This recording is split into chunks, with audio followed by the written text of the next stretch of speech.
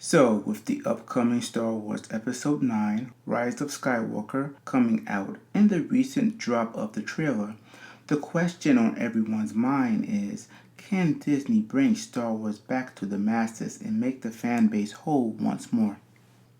We all know that ever since The Last Jedi came out, there has been a big rift in the fan base.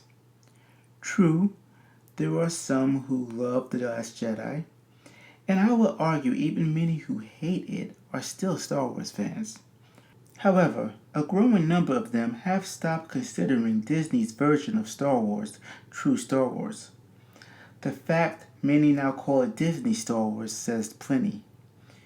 And the fact that some are running back to the Star Wars legend books also says something. It's like we are distancing Disney's Star Wars product from the original trilogy, almost like we are decanonizing it, much like how Disney did with the Star Wars Extended Universe by calling it Star Wars Legends. So, why is Disney Star Wars not succeeding now that nostalgia has worn off? Is it really Star Wars fatigue as some have suggested? Or is it that the original trilogy is lightning in a bottle of that time and just can't be repeated? Or has Disney, or at least those running Lucasfilm, simply not able to crack the Star Wars formula that made the original such a hit? Now, for those who say the original Star Wars just cannot be repeated, I would argue that is simply not true, as it has been done before on other Star Wars properties. It was done in the gaming world with Knights of the Old Republic, which is still talked about to this very day as being the best Star Wars game to date, and that game is over 15 years old. And it was done in Star Wars The Clone Wars animated series. And if you go to the Star Wars Legend books, you do not need to look any further than Timothy Zahn's Thrawn trilogy, starting with Heir to the Empire. So what did they do right that others simply are not able to master? The answer is simple. They understood the formula. See, like many stories, there is a formula to it, and for Star Wars, it is based on three important elements being blended together, which I will discuss in detail. Now, before I begin, I will put a disclaimer that I am going to spoil every Star Wars movie to date, Knights of the Old Republic storyline, and the Thrawn trilogy book to some degree.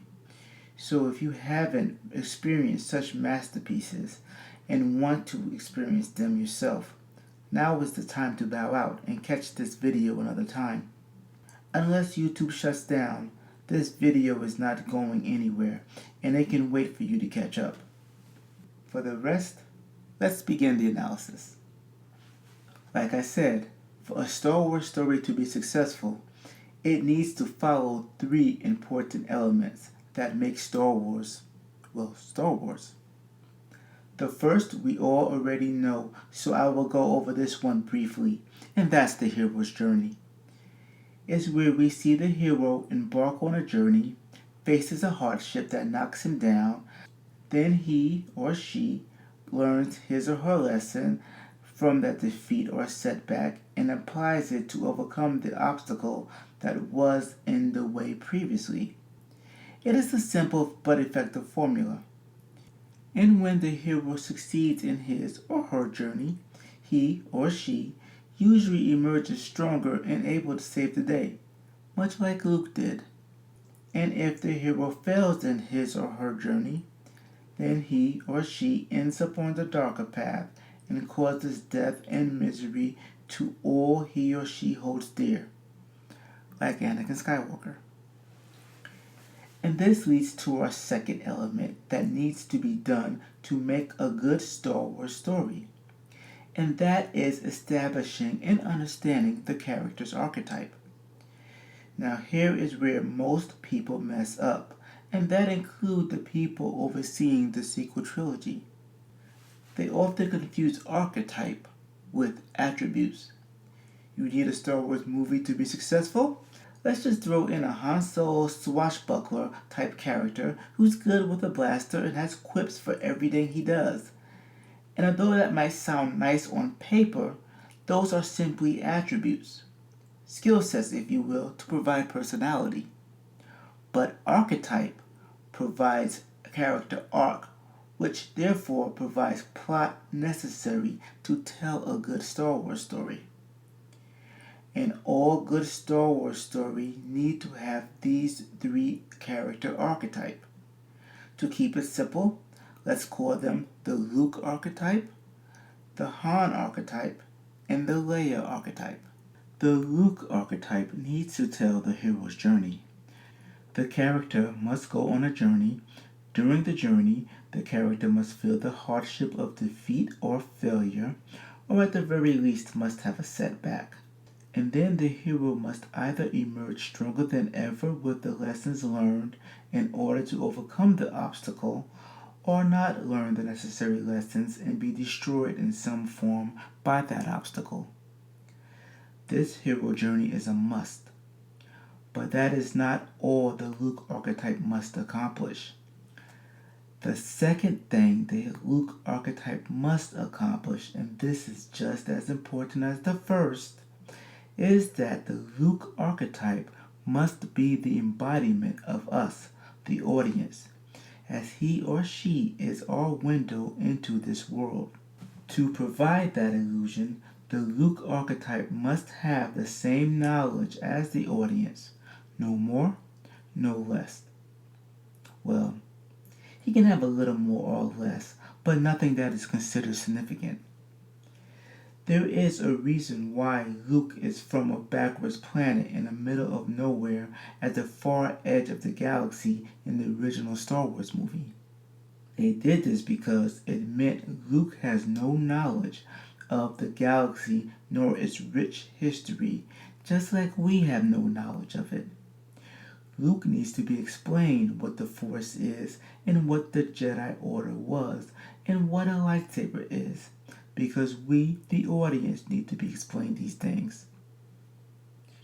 You will also notice that he does not need to be explained how evil the Empire is and that there is a rebellion out there, because we, the audience, already know that based on the previous scene when Darth Vader captured the princess and crushed a rebel's neck with his bare hands.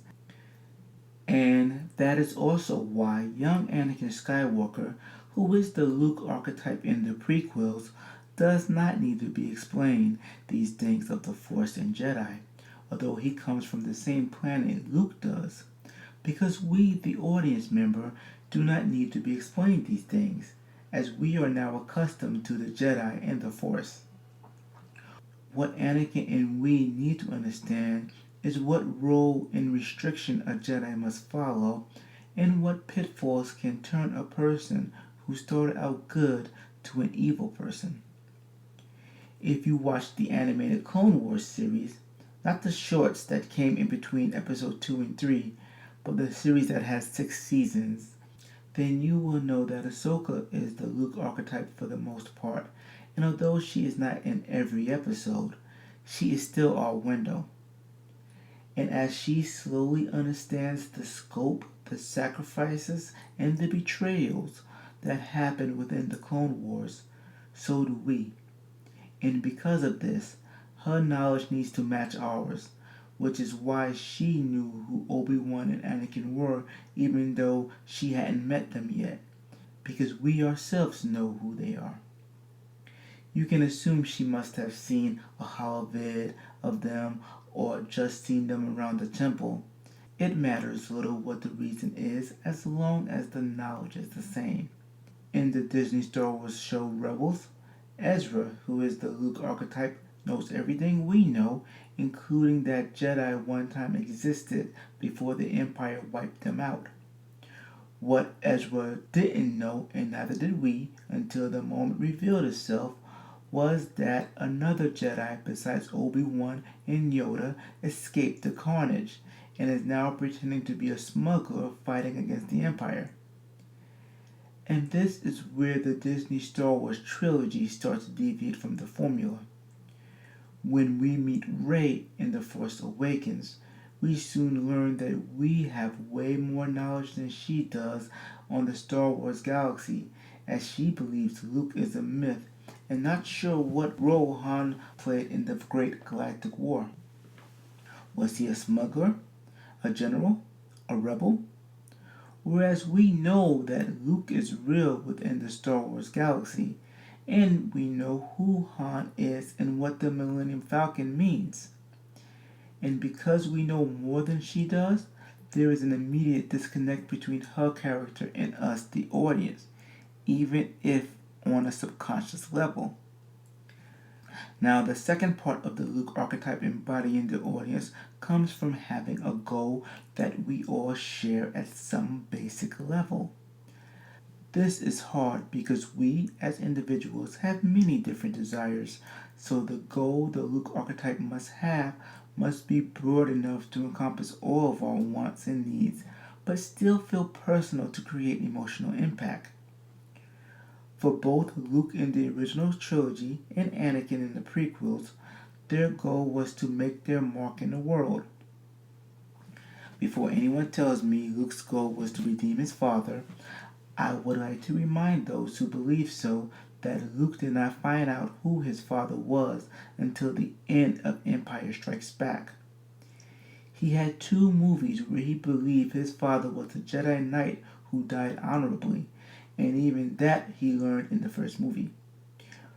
Before that, his father was just some guy running a spice freighter. So that clearly was not Luke's goal. No, his goal was to join the rebellion and contribute to society and make his mark in the world, our galaxy, which the vast majority, if not all, can relate to in some form or another. Whether it be having kids, being part of an organization that contributes to society, or have a career that has a strong impact. We like to know that we are influencing or leaving something behind.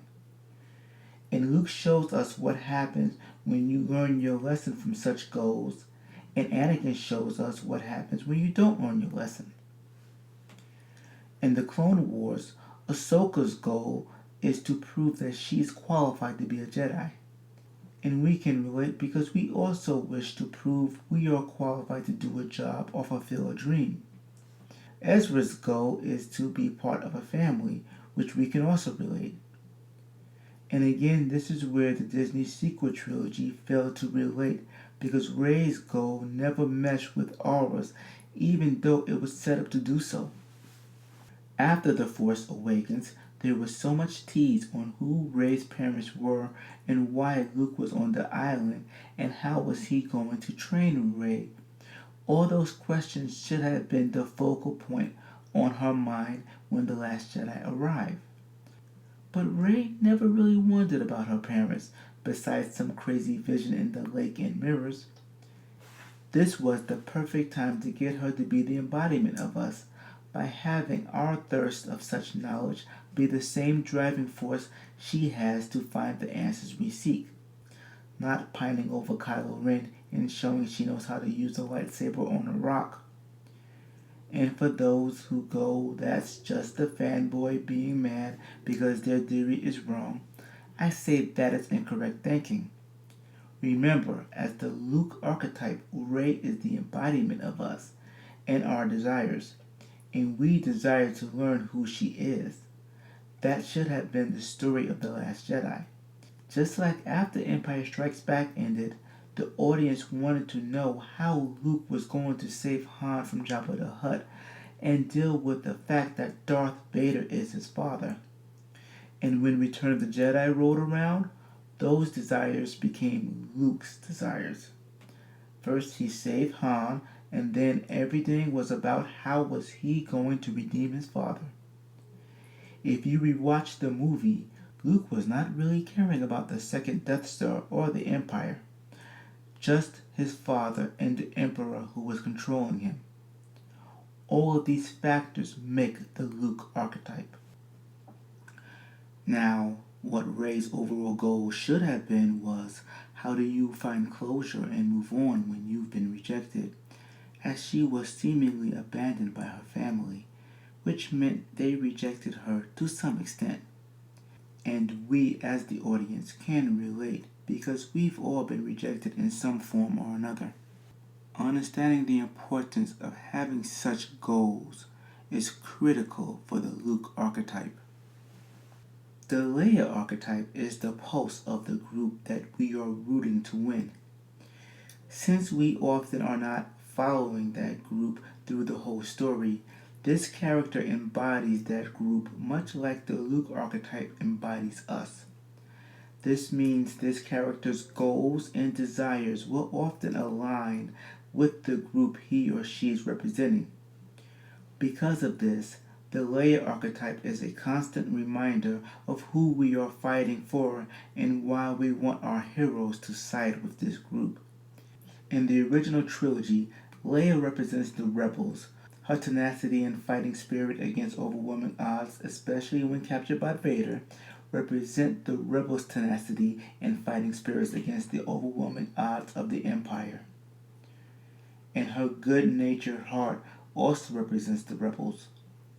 So whenever we wonder what the rebels are about, we need only to look at Leia and we know. Now, when you look at the prequels, you may mistakenly think it's Padme who fits the Leia archetype. But if you really look at the movies, she really does not represent the Senate as you may believe. In episode 1, when Padme finally makes it to the Senate in Coruscant to plead her case, she is told by Palpatine that the Senate won't hear her because it is too corrupt.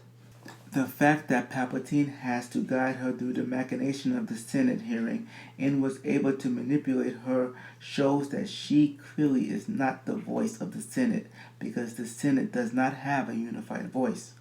In the Attack of the Clones, she was literally sent away from the Senate hearings so Palpatine can do what he wishes with the Senate without her interference.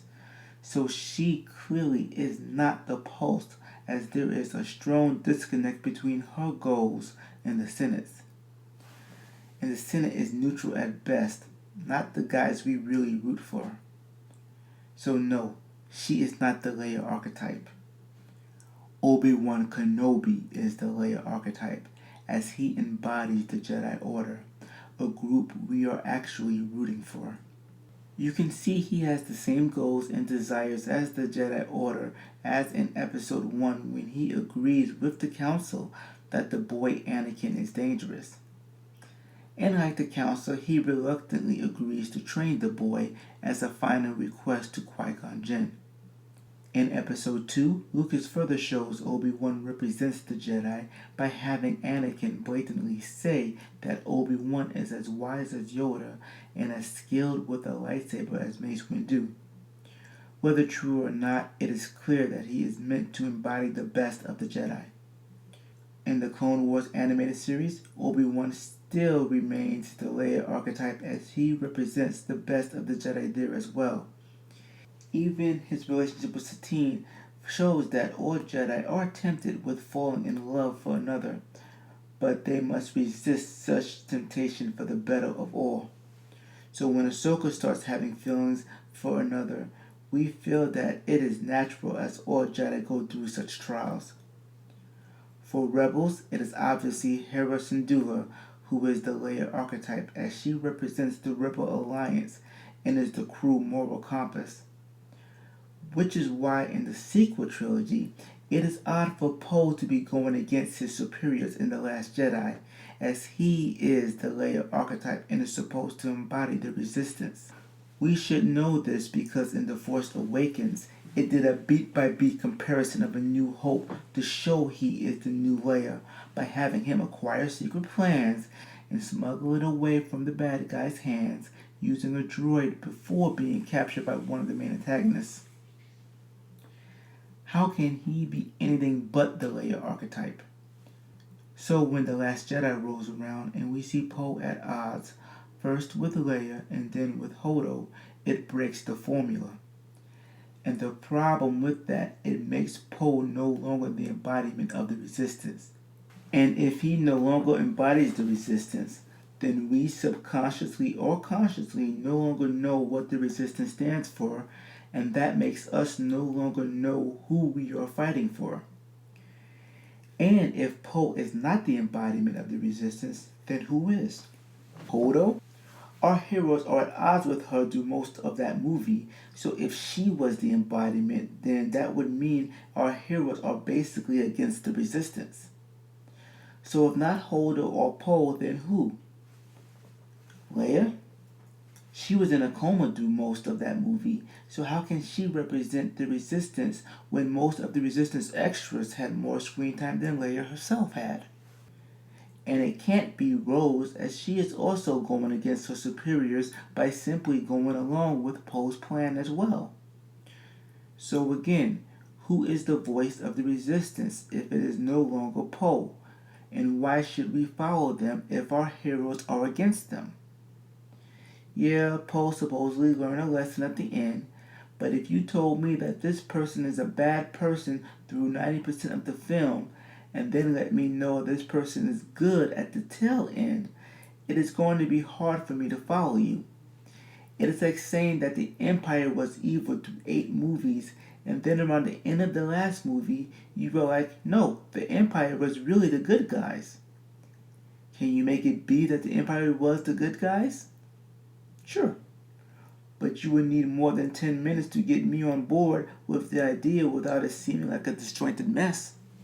Now, in regards to the Han archetype formula, his is probably the easiest archetype to follow.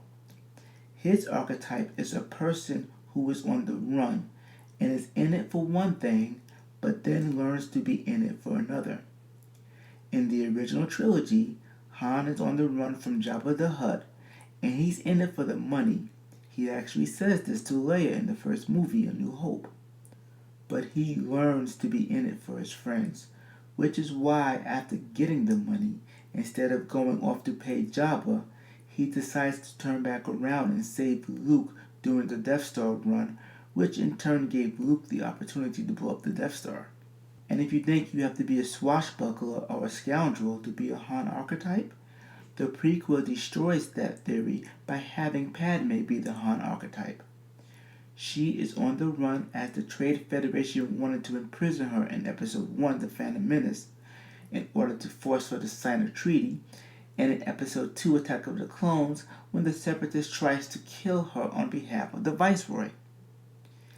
She is initially in it for the politics and her duty, whether as Queen to save her people from the Trade Federation in Episode 1, or as Sinister in Episode 2, trying to stop the vote of a clone army. But she learns to be in it for love, which she declares when she thought she and Anakin were going to die in Episode 2. Although it ended in tragedy, that was the lesson she had learned. In the Clone Wars animated series, it is Anakin who is the Han archetype. Anakin is running from his fears, mainly his fear of failing to save another he loves just like he had failed to save his mother. This fear drives him to dark places many times during the course of the series. Now, Anakin is initially in it for the thrill of the war. He learns to be in it for the self-made family he has created with Obi-Wan, Ahsoka, C-3PO, and R2-D2.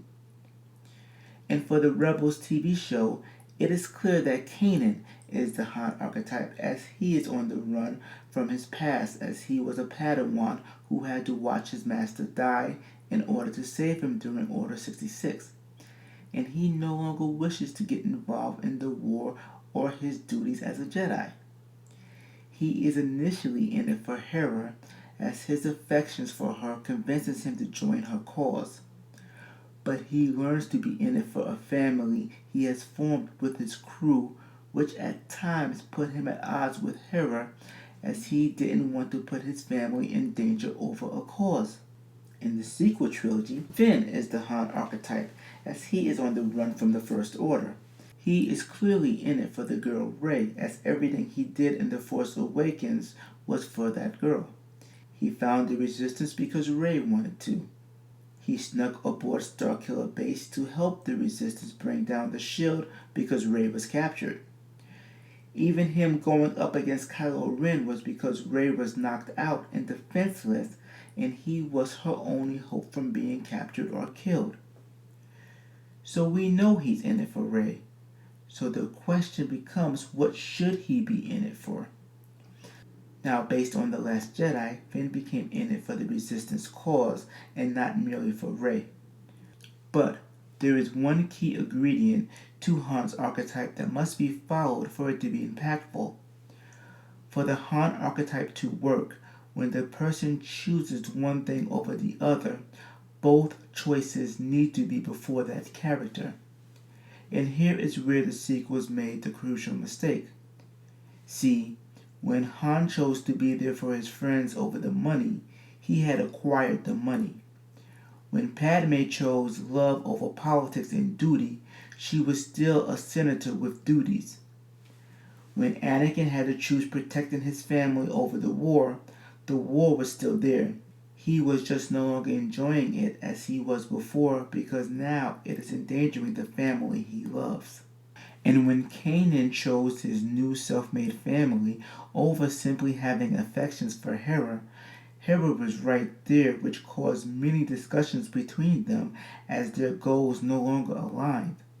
But when Finn makes the revelation that he should be in it for the Resistance cause over simply a girl, Rey is nowhere in sight. So his choice seems empty as it wasn't really put up to any test. And here's why knowing the archetype matters. Because if you know your archetype, then as a writer, you would know whatever story you want to tell with Finn needs to involve Rey for his overall choice in the end to matter. Now, I am sure here is where someone is saying, well, if this formula works so well, how come the prequels also came under such scrutiny? It told a hero story, and it obviously understood the character archetype. So what went wrong? And my answer to that is because there is a third element that I have yet to discuss that you must follow in order to complete the Star Wars formula. And sadly, this element is the element that the prequels lacked. And that is the family dynamics. In Star Wars, a family bond needs to be formed with our characters. Not everyone needs to have one, but enough of them do.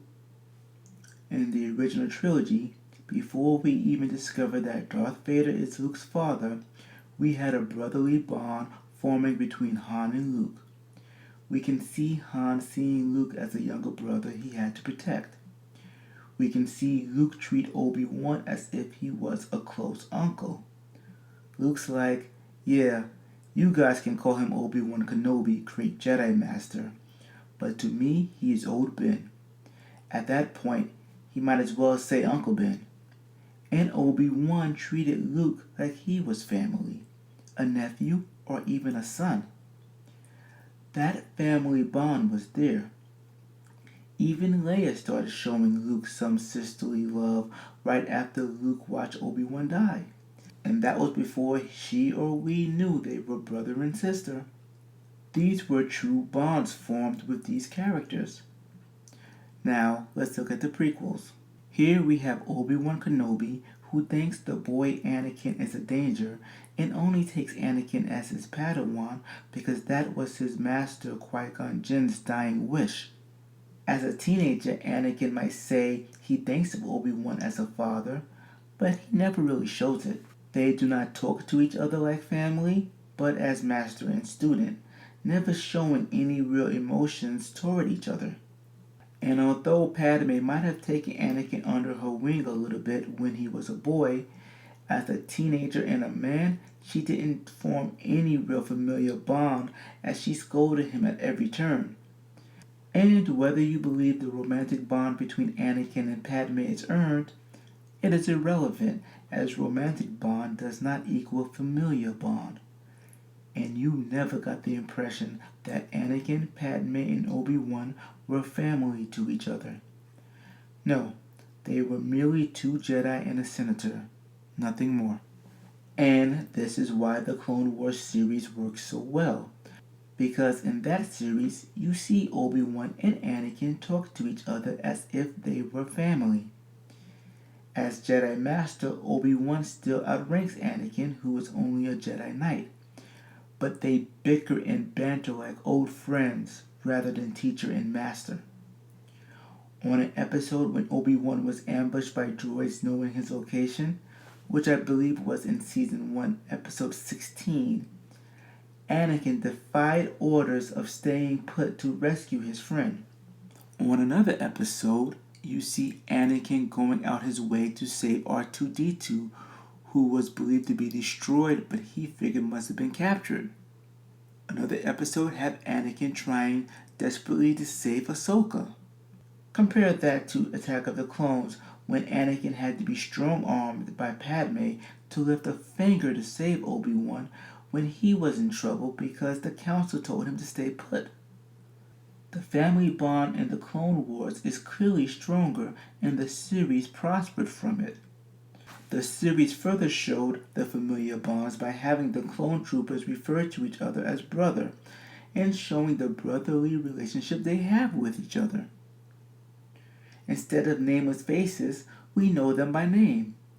Fives, Hardcase, Heavy, Echo, and we experience the love they have for each other and the losses they share, and what it means to be part of the clone trooper family. Because family is at the core of all great Star Wars film, TV show, books, and games. So when it is missing, it is clearly noticeable and it usually makes the experience feel hollow. So, with that said, let's go over some of the other stories that work and some that didn't, and see what elements were stopping it from becoming the hit it should have been. Let's start with the sequels as they are the most relevant at this point in time, and we'll go over each entry one by one. The Force Awakens work with the same reason why it is often condemned. It works because it is almost a beat-by-beat reimagination of A New Hope. And because of it, whether by accident or by purpose, it hits mostly the same elements. Despite what most people believe, it does have a hero's journey, at least if you only count the movie as a whole and not put the sequel in the mix.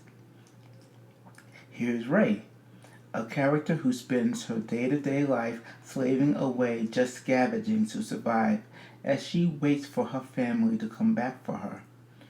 Unlike the new DC movie Shazam, she does not actively go searching for her missing parents, but instead she is waiting for her parents to come back for her. In other words, she is waiting for someone else to fix her problems, her wants, and her desires. And when BB-8 falls into her lap, she is quick to pass that responsibility to Finn, whom she barely knows, instead of taking on that responsibility herself. And when Finn seems unable, she passes the responsibility to Han Solo. She remains with them to ensure they will do the job, but she is clearly looking for someone else to do the job. We can tell she is a person who does not want the responsibility, because when she has to face the idea of it upon touching the lightsaber at Maz Kanata's place, she shrinks from the responsibility of answering the lightsaber's call, or more accurately, the call from the Force, and ran into the jungle where she encounters Kylo Ren. And because she is not confident in herself and ran from her responsibility, she easily loses the fight and is captured by Kylo Ren. Only when she starts taking actions on her own and stops simply relying on others to do her task for her does she finally begin to become a hero in her own right. And at the end, after Kylo Ren defeats Finn and calls for Luke's old lightsaber with the Force, seeing it whisk past him and into Rey's hands symbolizes Rey finally taking ownership of her responsibilities, and because she has the confidence to take such ownership, she is able to defeat Kylo Ren. So why do people say that Rey failed to follow the hero's journey?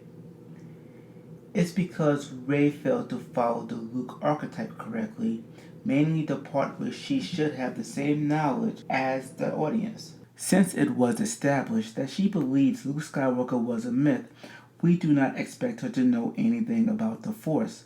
We do not expect her to know how to manipulate minds to escape from being captured. We do not expect her to know how to use the Force to pull the lightsabers to her hand over Kylo Ren. And we do not expect her to know how to call on the Force to defeat Kylo Ren. And because we do not expect her to know these things, then how can she suddenly go from being captured by Kylo Ren to performing such amazing feats in defeating him? It doesn't feel earned. Now, let's look at the original Star Wars trilogy for just a sec.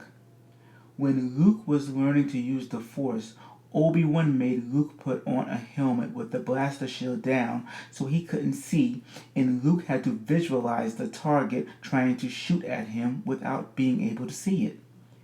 At first, Luke failed, and the floating ball stung him with the laser blast. The second time, Luke was able to visualize and predict the shots and was able to deflect them. This is shown so when later on during the Death Star run, when Luke has to use the Force to visualize shooting his torpedoes down a 2-meter shaft that he can't see and the computer can't seem to hit, we feel it was earned because this was the lesson being taught to him throughout the whole movie, except on a much grander scale. And this happens because he and us were at the same level of knowledge and we learn at the same time how the Force can be used. For Rey's journey to have worked, all we would have needed was some knowledge that she knew and understood that if the Force runs through her, she might be able to manipulate people's thoughts and whip lightsabers into her hands. It should not have come from nowhere, which is what got her labeled as a Mary Sue in the first place. But rather, it should have been that she has knowledge and thus access to the lengthy Star Wars lore that we ourselves have knowledge of. Because keep in mind, the only two complaints of The Force Awakens were Rey unrealistically knew everything and defeated Kylo Ren, and the story was unoriginal as it was a beat by beat rehash of A New Hope but was trying to pass itself as something new. Other than those two issues, everything else worked. The other character archetypes work, as people at the time liked Poe and Finn. There was definitely a family bond between Poe, Finn, and Rey, as well as them with the legacy characters Han, Chewie, and Leia. There literally were no other major complaints. That is, until The Last Jedi came out. Now, I am not going to say whether or not The Last Jedi was a good movie by movie critic standards, with its attempt to subvert expectation. But I will say it is not a good Star Wars movie as it basically abandoned the formula. It does not tell a hero's journey as Rey had never had a setback in that movie. It does not follow the Luke, Han, and Leia archetype as I've already discussed. It does not show any family bonding as all three major characters were separated from each other and the characters they were paired with were mainly antagonistic.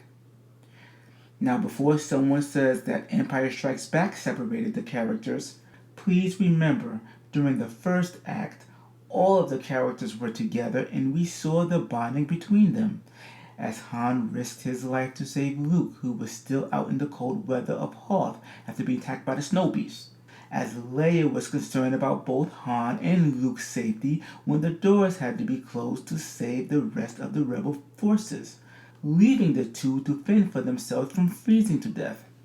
When Han, Leia, and Chewie visited Luke in sickbay after the rescue.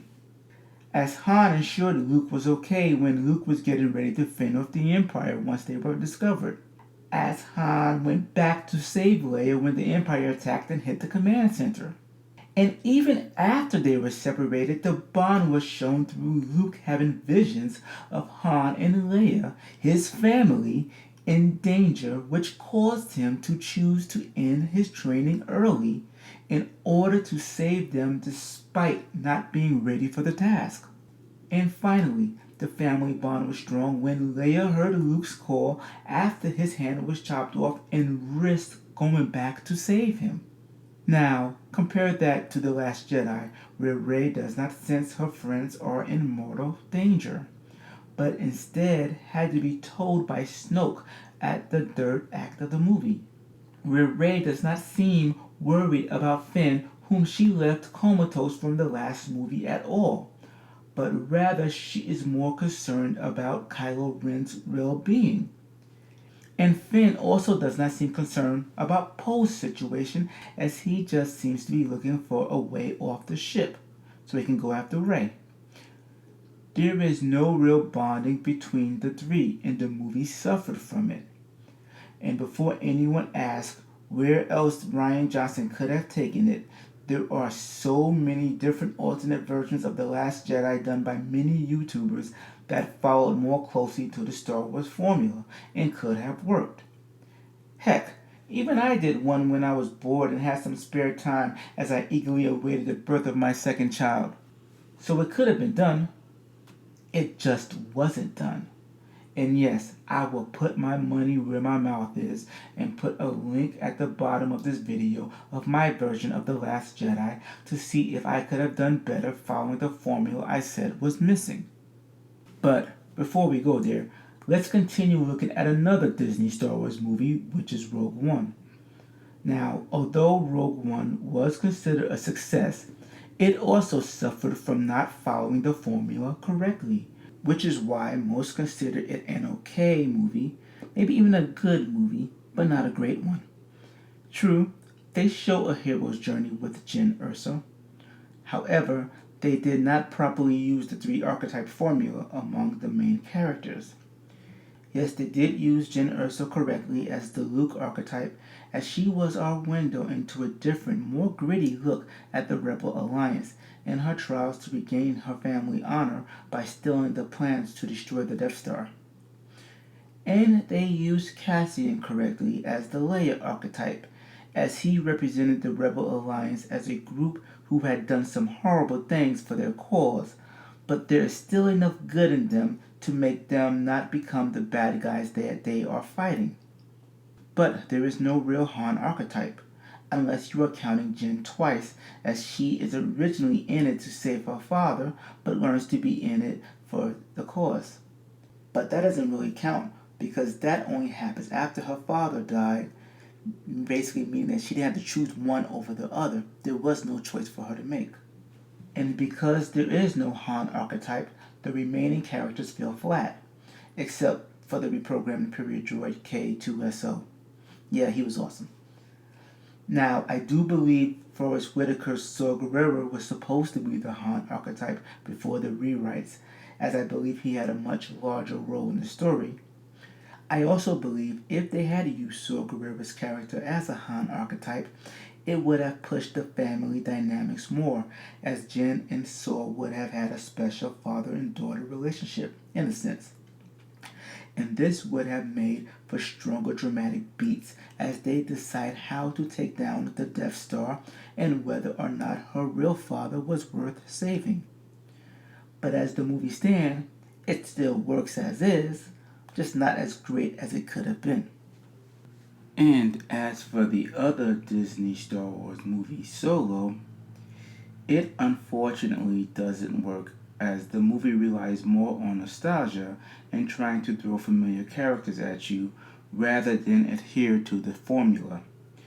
It never realizes that Han is in the role of the Luke archetype, meaning he needs to be our window into the world of the scoundrel and needs to go on a hero's journey, which he really doesn't. He is the same character in the end of the movie as he was in the beginning. It also believes that because it gave us the Han character, it does not need to provide a Han archetype, and because of that, we really do not have one. It does give us the Leia archetype though, with Woody Harrelson's Beckett representing the world of the scoundrels, but really nothing else. Now, although this is the world of backstabbing, villainy, and mayhem, for it to be a true Star Wars story, it still needs some measure of family bonding, and there really wasn't any. Yes, Beckett had his girl, and they felt like a husband and wife duel, but she is quickly killed off, and with it, so is all the family bonding. Han and Lando never seemed like friends in the slightest. Chewie and Han's bond doesn't feel totally earned as best friend status that was supposed to last us for the next 40 years or so. And Han and Beckett's bond work okay, but I wish it were stronger, especially given the ending. Now, for stories that did work, there's the video game Knights of the Old Republic. Now, as a video game, it was a perfect vehicle for you to be the Luke archetype, as it can easily represent you by having you choose what type of hero you wish to be: a soldier, a scoundrel, or a scout, and then use your desire to be a Jedi as one of the goals in the game.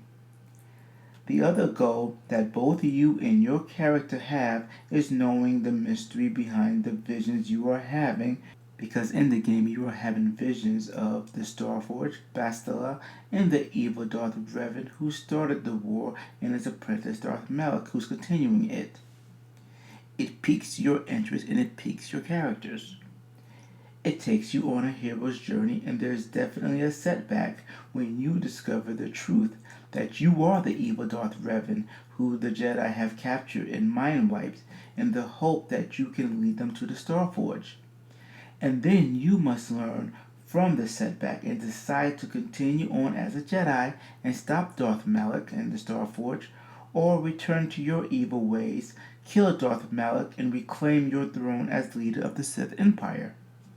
Since the choice is yours, the character is definitely the embodiment of you, the audience. The Leia archetype would be Karth, as he represents the Old Republic goals and ideas. And the Han archetype is Bastila, as she is on the run from the Sith Empire for her battle meditation abilities, and she is initially in it for her duties as a Jedi.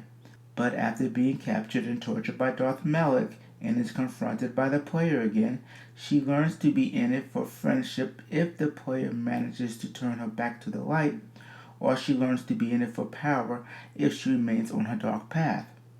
And the family bonding is strong, as the game, like most RPGs, make it a point for you to get to know your characters during the 40-hour journey. And also, like most RPGs, you just don't get to know the characters, but you help them on their little adventures as they help you on yours. So you empathize with Karth when you find out he is so distrustful because a friend betrayed him and got his wife and son killed. And you empathize with him even more when you discover his son had survived only to become an enemy soldier. And because this story hits all the main elements, it becomes a Star Wars story that all can get on board with, as long as you like playing video games. In the literature world, the Thrawn trilogy within the Star Wars Legend books is one of the best Star Wars series to date. And it was originally the sequel trilogy to the original trilogy set 5 years after Return of the Jedi. Yes, the sequel trilogy was in book form, but it was a sequel trilogy nevertheless, which, by the way, was better received than the new one that was meant to replace it. And it hit all the elements, with new characters while bringing back returning favorites, Luke, Han, and Leia. It told of a hero's journey, this time having the Luke archetype being Mara Jade, and we explore how it is being a person who was an Imperial agent, or in her case the Emperor's hand, who had lost the war and now have to move forward in a galaxy largely ruled by the New Republic. Her goal is simple, and one we can all relate, as her goal is how does one move on after a missed opportunity in life. Her missed opportunity, which we discover, was her failing to kill Luke Skywalker at Jabba's palace during Return of the Jedi. And because she missed that opportunity, Luke was able to defeat Vader and cause the death of Emperor Palpatine, ending the Emperor's reign. So she now works with a smuggler named Talon Card, and from this perspective we get to see both sides of the fence, that of the New Republic and that of the Empire Remnant, led by Grand Admiral Thrawn. Her hero's journey, of course, eventually leads her face to face with Luke Skywalker, and she has to resolve her differences with him, gain some form of closure, and find a way to move forward in this new world. And for those who question that Luke was the main character, note it is Mara who has the biggest character arc, and she is the one who defeated the evil clone of Joris Tabath and the evil clone of Luke Skywalker. It was her battle to win, not Luke's. So what does this make Luke? Well, he falls into the Leia archetype as he represents the goals of a new republic trying to re-identify itself after Return of the Jedi, and his goals match those of the New Republic as well as Han and Leia, who are attempting to protect their unborn children, which represents the future. And the Han archetype falls on newcomer Talon Karrde, who was a scoundrel just like Han was. Being an outlaw trying not to get involved in the galactic affairs, he is automatically on the run trying to avoid both the New Republic rule and the Empire. He's in it for the money and survival as he tries not to take sides between the Empire and the New Republic, but learns to be in it for his version of family, which includes Mara Jade in his eyes. And family bonding plays a strong role in this trilogy, with Luke's family constantly being at stake, Mara revealing that she thought of Emperor Palpatine as a father figure of sorts. Talon Karrde thought of Mara Jade as a daughter of sorts. And these bonds made all their actions more meaningful and kept us invested. And when Talon Karrde is captured by Thrawn at one point, Mara shows her devotion to Karrde by joining forces with Luke to mount a rescue, a person she despised at that moment.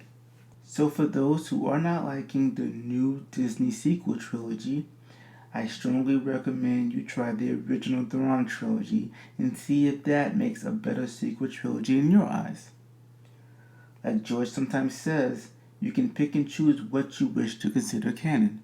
So, with all of that said, what should have Disney done regarding the sequel trilogy? What can they still do? And with Episode 9, The Rise of Skywalker coming out, is the sequel trilogy still salvageable? Let's first tackle what they should have done with the new trilogy. 1. They should not have brought back any of the legacy characters. No Luke, no Han, no Leia. Now you might wonder how could I say such a thing after recommending the Thrawn trilogy, which also used Han, Luke, and Leia with their new characters. But there's a difference. With the Thrawn trilogy, it was set up to continue the adventures of Luke, Han, and Leia, not just in this trilogy, but in future books as well. In the Disney Star Wars sequel trilogy, there was no plan to continue the adventures of Luke, Han, and Leia after this point. They merely brought them back to pass the baton. But here's the problem. The baton did not need to be passed. The last Star Wars movie that featured Han, Luke, and Leia was over 40 years ago. There is no need to pass a baton. That baton is on the ground. What was needed was for someone to pick up the baton and run with it. So why bring them back when they clearly had an ending already to their story? It is called Return of the Jedi. Simple. To get the fans back into their seats because it's Luke, Han, and Leia. But this also means that Disney did not have enough faith in their new characters, Rey, Finn, and Poe, to stand on their own. And if they don't have enough faith and believe their characters are worth a movie of their own, why should we? People often ask, why did Marvel succeed as much as they have, and why couldn't DC duplicate it during the Snyder days? And the answer is simple. Marvel didn't have their big hitters. They didn't have their X-Men to rely on, or their Spider-Man, or their Fantastic Four. They had to rely on their strength solely on their C-listers and make them A quality. The same thing DC is doing now with their Aquaman and their Shazam. And that is what the Disney Star Wars trilogy should have done. Take the series 100 or 1,000 years in the future and tell a story. You want Kylo Ren to be a Skywalker? Okay, have him to be a Skywalker. But he doesn't need to be the son of Han and Leia. He could be their grandkid or just their descendant. Maybe have whatever dark side user know how powerful the Skywalkers have been in the past and grab the last one, killing the rest, and turns Kylo Ren on his side to disrupt the balance in the Force that was recreated when the Emperor was defeated.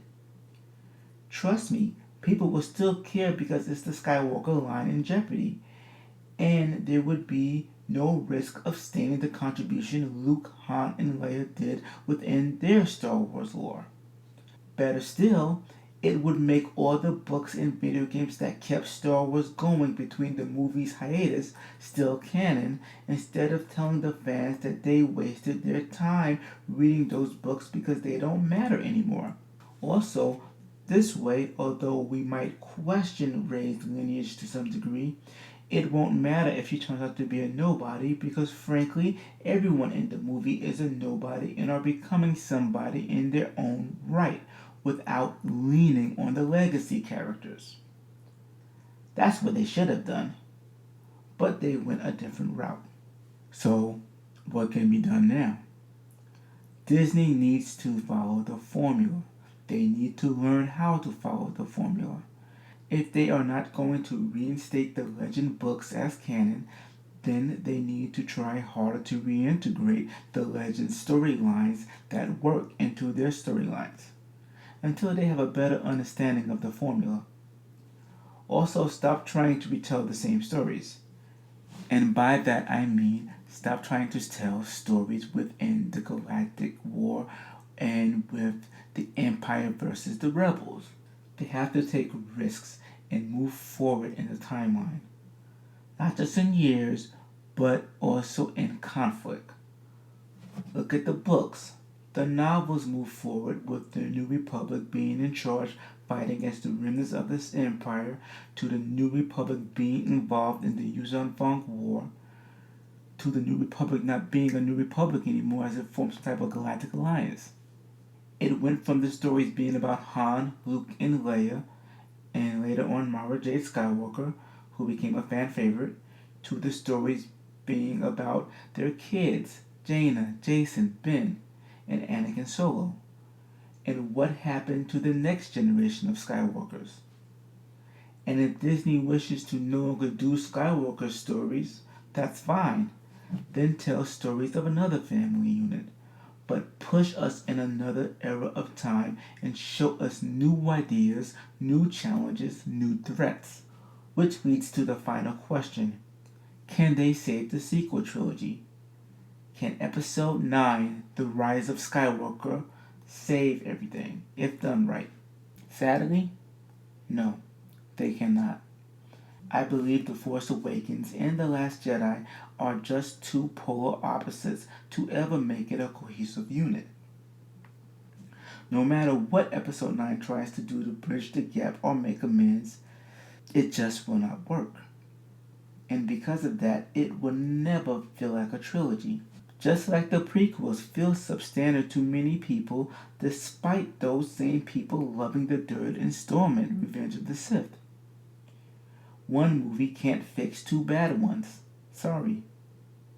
And unfortunately, The Last Jedi made The Force Awakens bad as part of a trilogy because none of the setups were paid off or explored. Still, with that said, I do believe Episode 9, much like Episode 3 Revenge of the Sith, can be a good movie in its own right. Much like The Force Awakens on its own can be considered a decent movie despite being a New Hope reimagination. And if they end on a good note, then people will flock to see the next installment, whether it's a TV show or another movie. The hard part will be how will they be able to follow the formula when so many people hate Rey? How can she still be our window? How can she be the embodiment of us if we no longer want anything to do with her? Easily. Give people what they want. They want to see Rey fail. So have her fail. Hard. Do it in the beginning. Make it such a hard failure that it makes us, the audience, beg the movie to stop torturing her. So then we can at least be on her side again and want her to succeed once more. and then have her earn her success. We people are fickle beasts. Many hated the character of Jaime Lannister in Game of Thrones for pushing a boy off a window ledge in episode 1. Now, most of the fans love this character and are rooting for him through all obstacles he encounters.